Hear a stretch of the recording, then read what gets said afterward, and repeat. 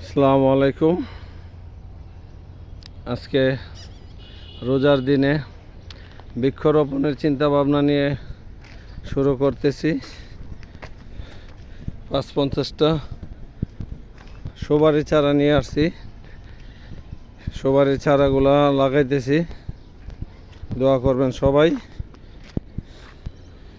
এই রমজানে পরিবেশ ঠিক রাখতে এবং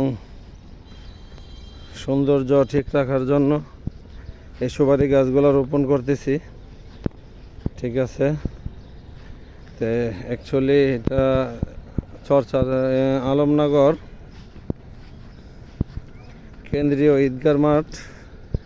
ঈদগার মাঠটারেও সুন্দর করতে যতটুক যেখানে যেটা করা দরকার ওইটাই করতেছি। ঠিক আছে, এই যে সুপারি গাছগুলো সবগুলা লাগানোর পরে আলহামদুলিল্লাহ আমার মনে হয় খুব সৌন্দর্য ফুটে উঠবে এবং এই ঈদগার মাঠটা ঠিক করতে যা যা প্রয়োজন আমরা সবাই মিলেমিশে চেষ্টা করতেছি যেন সবসময় আগেও আমরা এই ঈদগার মাঠে নামাজ পড়ে আসছি, এখনও পড়ব। অ্যাকচুয়ালি আমাদের আলমনগরে একটা এমন মাঠ নয় যে মাঠে একটা মানুষ মারা গেল জানাজা দেওয়া যায়। ঠিক আছে, সেজন্যই আমরা চেষ্টা করতেছি আমাদের এই ঈদগার মাঠটা যেন সবসময় সুন্দর এবং পরিপাটি থাকে। ওইটা করতে যা যা প্রয়োজন আমরা সব কিছু করতেছি এবং করব। এবং আপনাদের মাধ্যমে যদি আরও বুদ্ধি পরামর্শ আইডিয়া থাকে আমাদেরকে দিবেন, আমরা ওইটা নিয়ে কাজ করব। সর্বোপরি আমরা চাই এই মাঠটা যেন মুসল্লিদের কাজে লাগে এবং আমরা যেন কেউ মারা গেলে যেন একটা আতঙ্কে না থাকে বলে ওই বয়লারে নিয়ে জানাজা দিতে হবে বা এমন জায়গা তমুক জায়গা। ঠিক আছে, সেজন্যই আমাদের এই উদ্যোগ।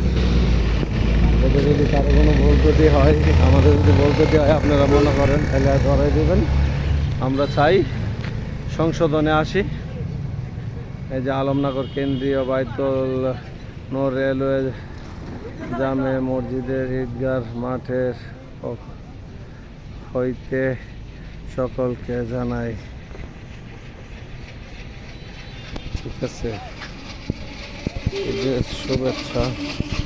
এই যে কালকা ইব্রাহিম ভাই না এই ফুল গাছগুলো লাগাইছে, আর অনেকগুলো লাগাইবো। বিশেষভাবে এগুলা আমরা সবাই মিলেমিশে পরিবেশটা ঠিক রাখতে হবে, নয়তো বা ছাগল আছে, এগুলা ছাগল তো সে বুঝবে না, খেয়ে ফেলবে। ঠিক আছে, আমরা সবাই মিলেমিশে পরিপাটি করে রাখতে হবে। এই হলো আমাদের ঈদগার মাঠ। আমরা যতটুকু পারতেছি চেষ্টা করতেছি এটার যেন সঠিকভাবে সৌন্দর্যটা ঠিক করা যায়। হুজুর কি গাছ লাগাইতেছেন? লেবু গাছ। আর লেবু গাছটা একটু উপরে লাগান। হ্যাঁ ঠিক আছে। আর দুইটা নারকেল গাছ লাগাই দিয়েন দুই সাইডে। জি,